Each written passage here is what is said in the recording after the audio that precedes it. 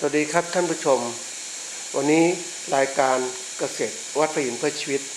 ก็จะได้นำผู้ชมเข้าสู่รายการเกษตรปลอดภัยและคุณภาพชีวิตวันนี้ก็จะพบดร.รองอาจารย์ดร.พรชัยเหลืองอภพงศ์ซึ่งจะพูดเรื่องเกี่ยวกับว่าสารเคมีกำจัดวัชพืชที่มันมีปัญหาปัจจุบันเนี่ยสถานการณ์จะเป็นอย่างไรและเกษตรกรจะทำอย่างไรนะครับครับสวัสดีครับในช่วงที่เราทำรายการอยู่นะฮะในวันนี้นะครับก็คือเดือนมกราคมปี 2563 นะครับซึ่งจริงๆแล้วถ้าถามว่าการเกษตรในประเทศไทยในช่วงฤดูแล้งนี่นะครับเราก็มียังทำอยู่นะครับเรามีการทำนานะครับปีหนึ่งสัก60 ล้านไร่เนี่ยนะครับก็ต้องรวมหมดคือรวมนาปีนาปังนะครับส่วนพืชที่ยังใช้ระบบน้ำอยู่นะครับก็สามารถที่จะปลูกได้ในช่วงฤดูนี้โดยเฉพาะในเขตที่ว่ามีการชนประทานนี่แหละครับที่ทำให้ประเทศไทยของเรานะครับเรียกว่าสุวรรณภูมินะครับก็คือเป็นดินแดนแห่งทองคำนะครับมี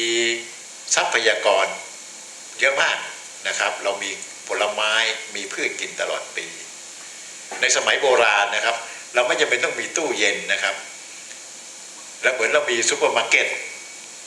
จากในสวนในไร่อยู่นะครับก็คืออยากจะกินอะไรก็ไปซื้ออยากจะกินก็ไปเอามานะครับจนกระทั่งปัจจุบันแบบต้องเรียกว่ามีตู้เย็นใช่ครับเป็นอย่างนั้นทีนี้อันหนึ่งก็คือว่าถ้าเราพูดถึง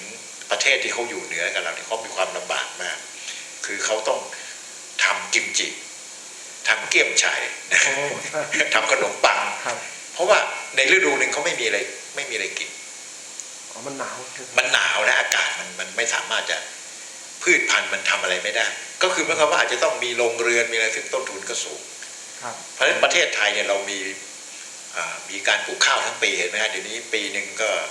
2.5 ครั้งรวมแล้ว2 ปี 5 ครั้งเนี่ยนะแล้วก็จะมีพืชผักมีอะไรกินกันก็คือว่าเราไม่อดอยากทำให้คนไทยเรานี่นะมีเรียกว่าสุขภาพอนามัยที่ดีจริงๆเราเป็นครัวของโลกไหมอาจารย์จริงๆครัวของโลกนี่เราเป็นบางตัวอย่างเช่นปัจจุบันเราส่งมันสำปะหลังอันดับ1ของโลกนะฮะข้าวเราตกมาแล้วตกอันดับ2อันดับ3แต่ก็ยังเยอะอยู่จริงๆแล้วประเทศไทยประชากรเราเป็นมันปีแค่60-70 ล้านคนเนี่ยนะฮะก็คือไม่เยอะเราผลิตได้เยอะกว่าที่เราต้องการกินเพราะการเราทำนาเนี่ยเราทำน้อยกว่าประเทศอินเดียนะฮะแต่อินเดียเขากินหมดเดี๋ยวนะอันนี้ของเราพอดีเราเหลือคราวนี้จะถามว่าเราผลิตได้มากไหมเนี่ยต้องตอบว่าก็บางอย่างก็ไม่มากแต่เราส่งออกไปอันดับ1ของโลกเนี่ยหลายตัว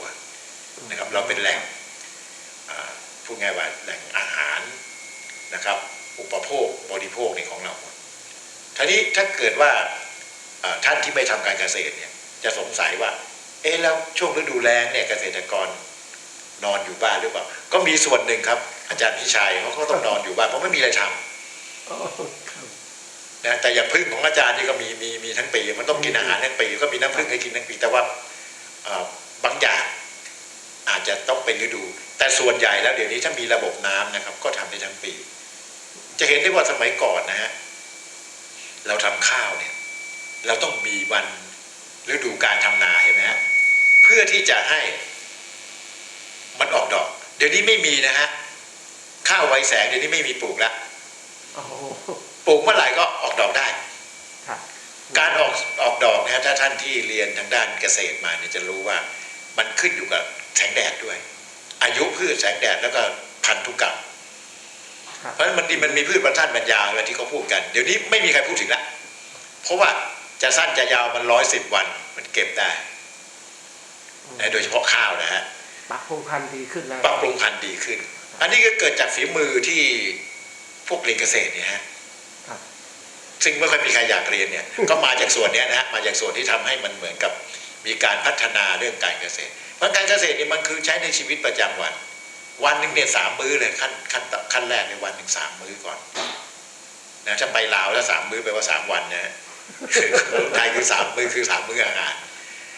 เราต้องกินต้องใช้อยู่เนี่ยเป็นประจำ ทีนี้ที่ผมจะพูดก็คือว่าการเกษตรในประเทศไทยกำลังจะเจริญก้าวหน้าซึ่งผ่านมา 40-50 ปีเนี่ยที่มหาวิทยาลัยเกษตรศาสตร์เกิดขึ้นเนี่ยตอนนี้ 70 ปีและ 70-80 ปีเนี่ยก็ได้พัฒนาอะไรมาเยอะผลิตคนออกมาเพื่อรับใช้สังคมผ่านฝีมือของนักเกษตรนะครับอย่างเช่นวันนี้เรามีข้าวเรามีมะม่วงเรามีเรื่องการเลี้ยงสัตว์เนี่ยก็ผ่านมาจากสถาบันซึ่งสถาบันแรกๆของประเทศไทยคือแม่โจ้กับมชมกของเรานะคือเกษตรบางเขนเนี่ยนะครับผลิตคนเป็นหมื่นอะไรคนออกมาเนี่ยก็มาทำเรื่องความเจริญก้าวหน้าทางด้านการเกษตรเราไม่ทำเกษตรแบบย้อนหลังนะเราทำเกษตรก้าวไปข้างหน้าที่การเกษตรที่ก้าวไปข้างหน้าในขั้นแรกคือเรื่องปรับปรุงสายพันธุ์นะครับเรามีข้าวโพดนะข้าวโพดนี่คนกินไม่เท่าไหร่แล้วแต่สัตว์กินเยอะนะเรามียางนี่เราติดอันดับโลกนะเพราะว่าเราทำได้ดีมากแต่ราคาในช่วงนี้อาจจะมีปัญหาหน่อยปาล์มน้ำมันนี่เราปลูกแค่ 4-5 ล้านไร่นะฮะแต่เป็นกระทบเศรษฐกิจเยอะมากวันนี้นะฮะเมื่อ 3-4 เดือนที่แล้วราคาปาล์ม2 บาทนะฮะ2 บาทกว่าวันนี้8 บาท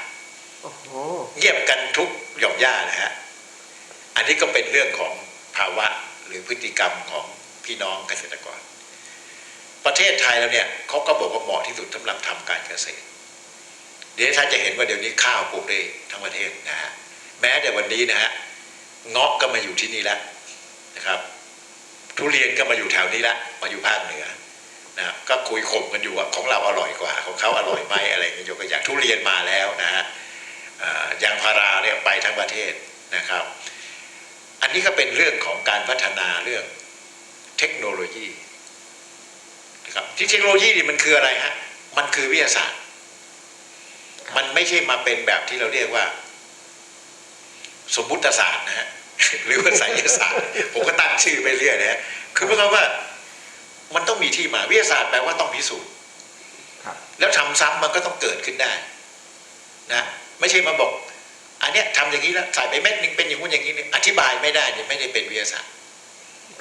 ต้องเป็นวิทยาศาสตร์เพราะวิทยาศาสตร์คือเรื่องจริง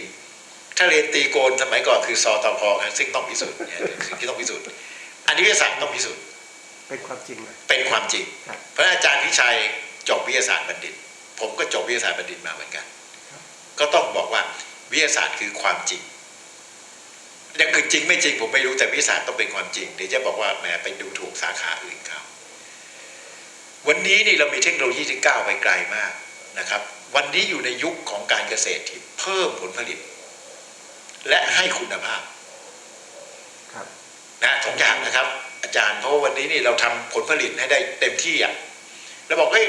พอแล้วผลผลิตได้แค่นี้แต่ชาวบ้านเขาทำเพื่อที่ประกอบอาชีพถ้าอย่างอาจารย์นิชัยทำกินบำนาญนะก็คือหมายความว่าทำไปได้ผลผลิตไปเท่าไหร่ก็ไม่ได้คิดตัวเลขอันนี้มีความสุขมากมีคนหนึ่งนะก็เป็นรุ่นน้องเขาบอกเขาเป็นทั้งสามีปัญญานะก็ทำเคมีเกษตรมานานเขาบอกพี่หนูนะเครียดมากเลยปลูกเมลอนเครียดมากเลยตอนนี้หนูไม่เครียดนะบอกทำไมไม่เครียดเพราะเดี๋ยวนี้หนูไม่ได้ปลูกขายปลูกแจก อันนี้ก็มีความสุขแต่ถ้าเกิดเป็นประกอบอาชีพมีจำเป็นจะต้องเชื่อดเฉือนกันตรงธุรกิจกำไรขาดทุนนะฮะเพราะอาชีพเนี่ยเรามีอาชีพหลักอาชีพรองเกษตรกรไทยเนี่ยมีหลายล้านครอบครัวนะ3-4 ล้านนะแล้วก็กระทบมากเพราะวันนี้เนี่ยเกษตรกรไทยเนี่ยใช้เทคโนโลยีหลายอันนะอย่างเช่นเครื่องมือเกษตรเคมีเกษตรเดี๋ยวเราจะพูดต่อไปแล้วก็เรื่องของพัฒนาสายพันธุ์นี่ผมจะย้อนตรงนี้พัฒนาสายพันธุ์มีความสำคัญมากวันนี้เราพูดกันทั่วไปนะกัญชาพูดทั่วไปมันไม่ใช่ฮะมันต้องพิสูจน์มันต้องรู้ถึงเรื่องของสายพันธุ์ที่ถูกต้องที่สายพันธุ์นี่มันมาอย่างไงแล้วเหมือนเราพอหมาฝรั่งมาเลี้ยงเมืองไทยนะมันจะปรับตัวได้ยากมันจะต้องปรับตัวระยะยาวหน่อยแล้วเห็นไหมฝรั่งมาเจอสาวไทยมาเจอผู้หญิงไทยแม่เหมาะสมที่สุดมาเจอคนอีสานนี่ออกมาลูกสวยหมดเจเนติกเขาดีนะอันนี้ที่พูดนี่ไม่ได้ไปผสมกันเยอะนะฮะคือหมายความว่าการพัฒนาสายพันธุ์นี่เกิดจากการที่มีการข้ามหรือว่าเขาเรียกว่าอะไรฮะเรียกว่าเป็นการผสมแบบ นะเดี๋ยวนี้เรามีคำว่า F1 นะซึ่งคนทั่วไปเริ่มเข้าใจมากขึ้นนะอาจารย์สมัยก่อนเราเด็กๆเนี่ยเราปลูกข้าวโพดเราก็เก็บเม็ดข้าวโพดไปกินไปกันไม่ใช่นะฮะข้าวนี่ยังพอยังทำได้อยู่แต่นี่เขาเรียกลูกผสมเนี่ยคือหมายความว่าเก็บพันธุ์ไปปลูกไม่ได้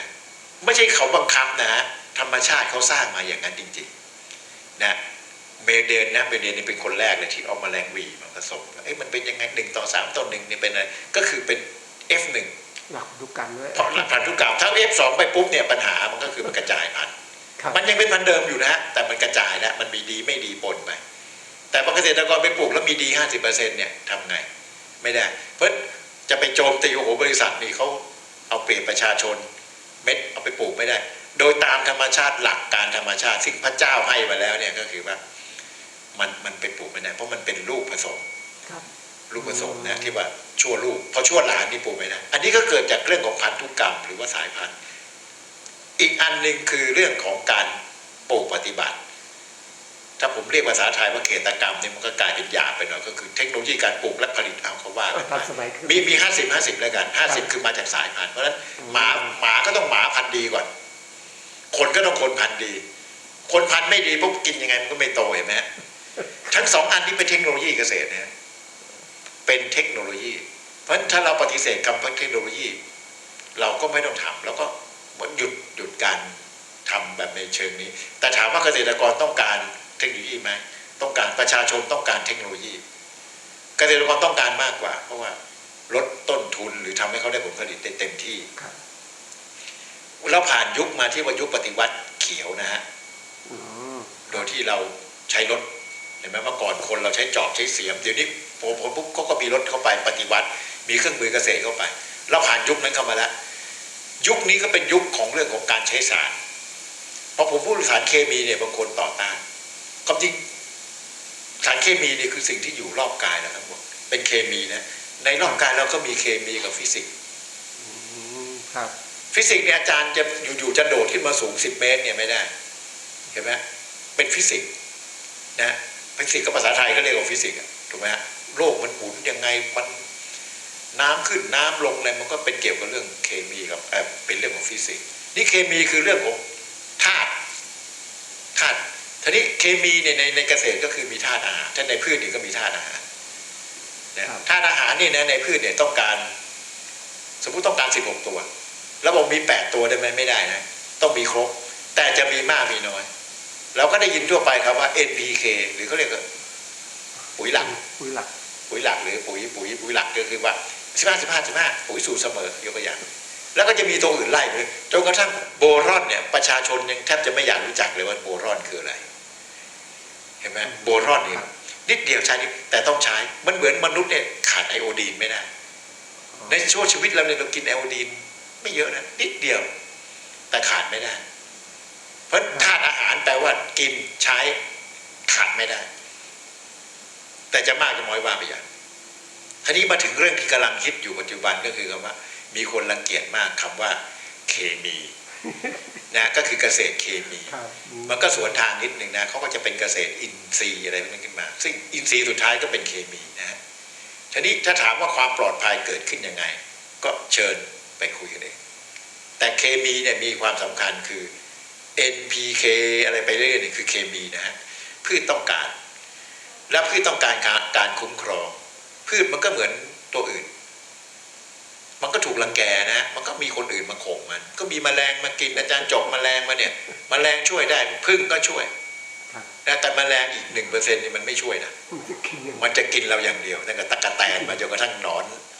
นะถ้าเป็นหนอนที่เป็นผีเสื้อถูกไหมฮะก็จะมากินตอนกลางคืนบ้างอะไรบ้างนะแปลกไหมตอนเป็นบินมันไม่กินใช่ไหมมันกินตอนเล็กๆต้นไม้ต้นใหญ่ๆนะในป่าเนี่ยมันเจาะได้นะมันเป็นทารกอ่ะมันเป็นทารกนะตัวหนอนนี่นะแล้วมันฟันมันแข็งขนาดมันเจาะเป็นต้นไม้ต้นมันเริ่มมันเจาะได้ไง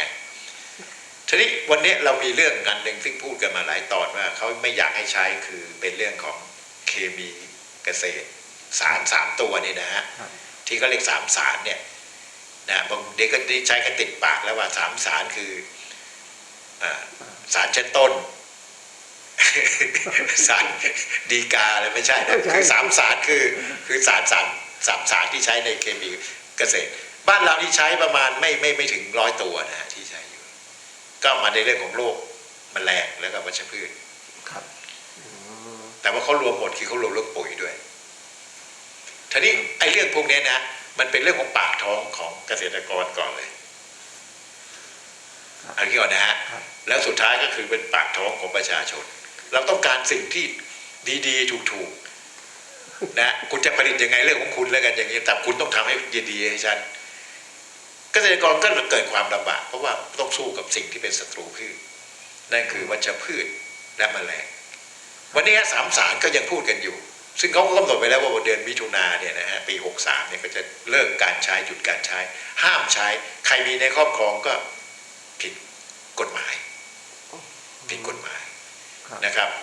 3 ตัวเนี่ยมันก็คือยาฆ่าหญ้า2 ตัวและยาฆ่าแมลง1 ตัวนะครับอันนี้ก็เป็นเรื่องของทางด้านที่กระทรวงเขาทำกันอยู่โดยเหตุผลในการทำเนี่ยนะครับต้องมีเหตุผลใช่ไหมครับจะเลิกจะใช้จะอะไรมนุษย์ต้องมีเหตุผลถูกไหมครับเพราะฉะนั้นเราก็บอกว่าวิทยาศาสตร์ก็มีเหตุผลคืออะไรบ้างก็ยังหาไม่เจอนะครับที่เป็นวิทยาศาสตร์เหตุผลก็ต้องเป็นเหตุผลทางวิทยาศาสตร์เช่นทำให้เกิดโรคหนังเน่าเนี่ยนะครับเมื่อ2 วันก็มีอภิปรายกันในที่ประชุมก็บอกว่าใครเป็นคนเอาตัวเลขข้อมูลนี้มาอย่างไงนะครับเจอในพืชผักนะโครงการใหญ่ๆของประเทศไทยก็ไปเจอเขาเก็บกี่ตัวอย่างนะฮะเสร็จแล้วออกมาปุ๊บเนี่ยก็จะทำให้ประชาชนเนี่ยไขว้เขวเกิดเป็น2 พวก 2 กลุ่มก็ต่อต้านกับเห็นด้วยเกิดความแตกแยกผมว่าต้องทำความเข้าใจให้ยุติธรรมทั้ง2 ฝ่ายทั้งผู้ผลิตและผู้บริโภคอาจจะไม่ได้ผลิตแต่ผู้ผลิตคือผู้บริโภคด้วยเห็นไหมเอาตรงนั้นก่อนก็มีนิยายเล่ากันทั่วไปว่าคนปลูกไม่ได้กินไม่จริงหรอกครับคนปลูกคนมันก็ต้องกินของคนอื่นไม่กินคนอื่นก็กินของตัวเองใช่ครับทีนี้การที่จะแบนเนี่ยผมก็ขอไปเรื่องหนึ่งใหญ่ๆเลยคือขอเหตุผลที่ว่ามา1 2 3 4พอใช้กันมา30-40 ปีต้องแบนก็ได้อาจจะต้องแบนก็ได้เพราะเราค้นพบใหม่ว่ามันเกิดอะไรขึ้นมามันห้ามใช้นะอย่างวันนี้จะแบนถุงพลาสติกใช้กันมา40-50 ปีนะที่ผ่านมาเนี่ยโอ้เกินกาลแล้วมันอันตรายมากกว่าที่มันมีประโยชน์ก็ต้องมีเหตุผลว่ามันอยู่ยังไงมันสลายตัวมันตกน้ำทะเลแล้วคนไม่ไปทิ้งในน้ำทะเลมันจะเกิดได้ยังไงใช่ไหมฮะเพราะถ้าเรามีวิธีการกำจัดอะไรดีๆเนี่ยเหตุผลในการเลิกใช้มันอาจจะเบาลงก็ได้ถูกไหมครับใช่ครับทีนี้ถ้าถามว่าเคมีเกษตรเนี่ย3 ตัวเนี่ยจะแบนแล้วก็จะจำกัดการใช้ในเดือนมิถุนายนเนี่ยผมก็มาให้คนได้ฟังอยู่นะครับเกิดความยุติธรรมสำหรับผู้ผลิตและผู้บริโภคสุดท้ายคือเรื่องของความจริงนะครับว่าเหตุผลในการแบนเนี่ยเหตุผลทางวิทยาศาสตร์นะครับยุติธรรมไหมในการเก็บตัวอย่างยุติธรรมไหมในการอ้างเหตุผลว่าแบนเพราะอะไรนะครับเพราะว่าเวลาเขาใช้ต้องมีเหตุผลขึ้นทะเบียนได้มีเหตุผลคือใช้กำจัดใช้อะไรได้มีประสิทธิภาพยังไงแล้วเขาก็ทดสอบมาเป็นเวลานานๆโดยกว่าจะขึ้นทะเบียนได้คือในเรื่องของความเป็นพิษนะซึ่งเกษตรก็มีรู้จักคำว่า LD50 นะท็อกซิโคเลยเขาทดสอบหมดแล้วตกค้างในดินนะแต่ว่าวันนี้เนี่ยก็ออกมาในกลุ่มของถ้าพูดตรงคือ NGO นะฮะก็มาต่อต้านว่ามันผิดอย่างนู้นมันใช้อย่างนู้นมีสารพัดนะตั้งแต่โรคพาร์กินสันจนกระทั่งสารพัดคือเหตุผลนี้ทางทั่วโลกเขาก็ถามกันว่าเราแบนเพราะอะไรนะครับอันนี้จุดสุดยอดของการแบนนะครับก็คือเราไม่รู้มาก่อนหรือเรารู้ไม่ทราบนะฮะท่านผู้ชมรายการนี้ก็คงอยู่อีกไปเรื่อยๆนะฮะแต่ว่าช่วงหนึ่งอาจจะเป็น ดราม่าหรือตีกลับอะไรผมไม่รู้คือถ้าเรายกเลิกการใช้สารตัวหนึ่งนะตัวเนี้ยในอเมริกายังใช้อยู่ใช้อยู่ก็ไม่ควรจะเลิกสิอาจารย์ก็ในอเมริกาใช้อยู่ทีนี้มีคนไปบอกว่าอเมริกาไม่อยากให้แบนเพราะอเมริกาขายยาตัวนี้ไม่จริงฮะยาทุกอย่างตอนนี้นะเกือบทุกอย่างแล้วมันหมดสิทธิบัตรไปแล้วที่ไหนผลิตได้แล้วก็ผลิตได้นะวันนี้อยู่ในจีนหมดนะครับเดี๋ยวเดือนหน้าผมไปเที่ยวเมืองจีนเนี่ยผมก็ไปดูการผลิตเขาก็มีเอ็กซ์โปมีอะไรกันเนี่ยโอ้โหผลิตในเมืองจีนนี่กันนะครับผลประโยชน์ที่ได้ไม่ใช่ฝรั่งแล้วครับก็เป็นคนเอเชียเราคือคนจีนทีนี้ถ้าเราแบนพวกอะไรเกิดขึ้นอาจารย์สมมติเราแบนพาราควอนเนี่ยในอเมริกายังใช้พาราควอนอยู่นะเขาใช้ในการเตรียมก่อนปลูกพืชนะฮะเขาก่อนปลูกพืชเขาก็ล้างแปลงอันนี้ถือว่าเป็นการใช้ในถั่วเหลืองข้าวโพดปัจจุบันเนี่ยเรานำเข้าข้าวโพดกับถั่วเหลืองเนี่ยมากมายมหาศาลเพราะประเทศไทยไม่มีถั่วเหลืองแล้วทีนี้ถามว่าก็ดีสิเราแบนเขาคนเลาะดีใจทั้งประเทศว่าเราจะได้ไม่ต้องนำเข้าถั่วเหลืองวันนี้เรากินเต้าหู้เรากินซีอิ๊วเรามีน้ำนมถั่วเหลืองและสารพัดเนี่ยเรามีน้ำมันถั่วเหลืองนะครับข้าวโพดนี่เป็นอาหารสัตว์ในวงจรผมว่าใหญ่กว่าอาหารคนนะเพราะสัตว์มันเยอะกว่าคนนะทั้งเป็ดไก่เนี่ยนะสารพัดเนี่ยอันที่เขากินอาหารซึ่งเขากินอาหารเขาก็ต้องกินแบบสิ่งที่มีชีวิตทั่วไปก็มีทั้งโปรตีนมีทั้งอะไรนะอาหารเนี่ยทีนี้แหล่งอาหารทั้งหมดเนี่ยมันก็จะมาจากอะไรก็บอกเอาเก็บข้าวหมูกินหลังบ้านดิไม่ใช่นะครับเขาเลี้ยงเป็นฟาร์มเขาก็ต้องมีการเอาอาหารสำเร็จรูปมาอาหารที่มีคุณค่าและตอบทางด้านตอบคำตอบทางเศรษฐกิจถ้าเราแบนพวกเนี่ยเดี๋ยวWTOบอกว่าคุณแบนตัวนี้คุณห้ามนำเข้าสินค้าที่ใช้ตัวนี้ถอนเป็นบรรยัติยามคือหมายความว่าง่ายๆเลยก็คือว่าคุณแบนสารพาราควอนคุณห้ามนำเข้าจากประเทศที่ไม่แบนพาราควอนอันนี้ประเทศที่ยังไม่แบนพาราควอนนะอเมริกาบราซิลยกตัวอย่างนะอาร์เจนตินาพวกนี้ผลิตสินค้าอาหารให้เราทั้งนั้นเลยฮะปีนึงเรานำเข้ามาเป็นแสนตันเนี่ยห้ามนำเข้านะฮะแบนเขาแล้วห้ามนำเข้าอีกแล้วเราจะอะไรเพราะ WTO เป็นคนระบุว่าถ้าคุณแบนสารตัวนี้คุณต้องห้ามนำเข้าสินค้าที่ใช้ตัวนี้อยู่เนี่ยเราไม่รู้เพราะการที่ว่าแบนพวกนี้ประโยชน์คืออะไรจะว่ากันเรื่องสุขภาพเรื่องเกษตรกรอยู่ไงแต่วงการอาหารสัตว์ที่ทำไงฮะก็ไม่สามารถจะนำอาหารพวกนั้นเข้ามาในประเทศไทยได้ประชาชนทั่วไปบอกดีสิจะได้เลิกการนำเข้าแล้วเราจะเรียกใช่ครับอันนี้ก็ถามจริงๆว่าอยากจะนำเข้าไหมก็ไม่อยากฮะแต่มันมีความจำเป็นต้องนำเข้าวันนี้มนุษย์ก็ต้องมีการซื้อขายแลกเปลี่ยนเพราะนั้นเราบอกเราเห็นแก่ตัวเหลือเกินเราบอกเฮ้ยห้ามนำเข้ามาเราดีแต่ได้กำไรเขาเรียกอะไรฮะสมดุลหรือของเราส่งออกนะก็เหมือนกันประเทศเขาผลิตไม่ได้เขาก็ต้องซื้อของเราเขาก็ต้องซื้อข้าวเราแต่เราเนี่ยนะนำเข้าพืชหลักๆนะฮะที่เห็นได้ชัดเจนวันนี้คือถั่วเหลืองกับข้าวโพดเราไม่ได้เอาข้าวโพดหวานเข้ามานะฮะ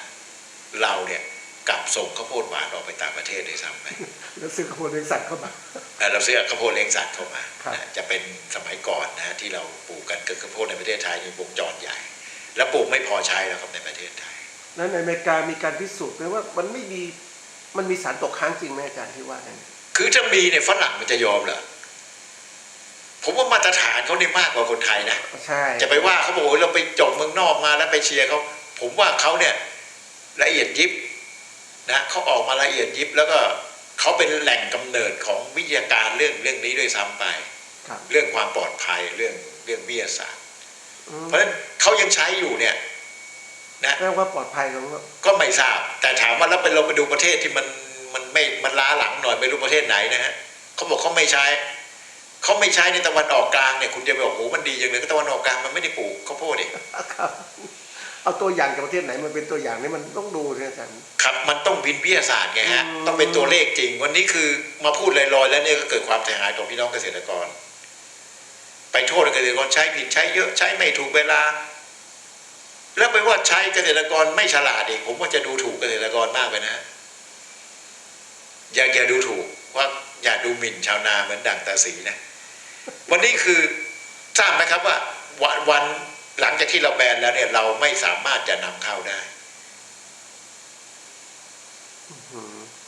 แล้วการที่จะไปแบนเนี่ยจริงแล้วรัฐบาลเราวิเคราะห์ยังไงมันงานวิเคราะห์ที่ว่า NGO เขาทดลองยังไงมันได้ผลยังไงมันถูกหลักเกณฑ์ไหมนั่นเองครับผมถึงบอกมันต้องยุติธรรมว่ามีใครเคยไปถาม NGO ไหมครับว่าเก็บตัวอย่างยังไงเก็บตัวอย่างยังไงวิเคราะห์เครื่องมืออะไรใช่นะครับแล้วก็เก็บกี่ตัวอย่างใครเป็นคนวิเคราะห์นะยุติธรรมไหมแล้วไปอ้างบางทีนะวันนี้ก็พูดตรงๆเลยนะรายการนี้จะคงจะต้องมีคนเก็บไปดูเนี่ยตัวเลขผิดไป1,000 ตำแหน่งนี่เป็นงานวิจัยของมหาลัยเหรอครับนะวันนี้ก็สมแล้วที่เขาด่าว่างานวิจัยประเทศไทยเนี่ยมันอยู่ในหิ้งก็เสนอกันจนได้ผลงานทางวิชาการกันเป็นแถวๆนะได้เป็นกล่องได้เป็นอะไรกันออกมาแต่ผิดพลาดขึ้นมาเนี่ยมันมีผลกระทบไหมแล้วไม่รับผิดชอบฮะนะวันนี้ออกข่าวถึงขั้นว่าหญ้าฉีดยาฆ่าหญ้าเสร็จแล้วปลูกไปกินแล้วปลูกกลับมาแล้วมีเห็ดขึ้นโอ้สารพัดอันนี้กลายเป็นเรื่องฮาแต่ประชาชนส่วนใหญ่ไม่ฮานะฮะชอบสะใจแล้วฟังดูเนี่ยแต่ว่านักวิทยาศาสตร์ฟังดูแล้วก็เสียใจเศร้าใจแล้วเราเสียใจเศร้าใจมากอาจารย์ทีนี้บอกว่าอยู่ในแหล่งน้ำเนี่ยคุณต้องเอายาฆ่าหญ้าตัวนี้นะเทในเขื่อนเนี่ยกี่แสนลิตรถึงจะตรวจแล้วตัวนี้ได้ตัวเลขที่เขาบอกแล้วเกษตรกรเขาก็ไม่ได้เอายาไปฉีดในน้ำนะฮะใช่แล้วก็ไม่ได้ฉีดในดินไอ้2 ตัวที่เขาแบนอยู่เนี่ยไม่ได้ฉีดในดินนะฮะเขาฉีดที่ใบแล้วไปเจอในคะน้าเนี่ยยกตัวอย่างนะครับโอ้ยมันคุณไปเจอในคะน้าบอกในคะน้านี่ใครเขายาฆ่าหญ้าไปฉีดในคะน้านะครับโอ้ไม่มีอันนี้เป็นเรื่องตลกไหมอาจารย์อย่างเงี้ยการนี้ผมเรียกว่ามโนศาสตร์มโนศาสตร์คิดไปเองนะคิดไปเองแล้วประชาชนเชื่อนะเพราะข่าวแบบนี้ออกมาเนี่ยแล้วเรามีกระบอกเสียงที่แพ้เขาผมพูดว่าวันนี้เป็นพวกเขาพวกเรานะฮะเราเนี่ยคือเกษตรกรเราเนี่ยจะอยู่เข้าข้างเกษตรกรเพราะเรามาจากเกษตรเราจบเกษตรสอนเกษตรเพราะวันนี้เนี่ยเกษตรกรโดนข่มเหงนะโดนต่อว่าโดนตำหนิโดนดูถูกนะอาจารย์จะไปธนาคารยังต้องไปธนาคารที่เป็นเกษตรเลยอาจารย์ไปธรรมดาเขาบอกไม่เกี่ยวต้อง SME นะอุตสาหกรรมแล้วผมถามอุตสาหกรรมคุณเนี่ยมาจากไงก็มาจากภาคการเกษตรทั้งนั้นแหละครับยกเว้นรถยนต์เนี่ยไม่ได้มาจากภาคการเกษตรเลยมองทั้งรถยนต์ทั้งคันมันมาจากไหนมียางพาราหน่อยอาจจะทำยางรถยนต์นะทีนี้ผมจะพูดอีกนิดหนึ่งนะครับก่อนจะปิดรายการว่าขอให้เชื่อ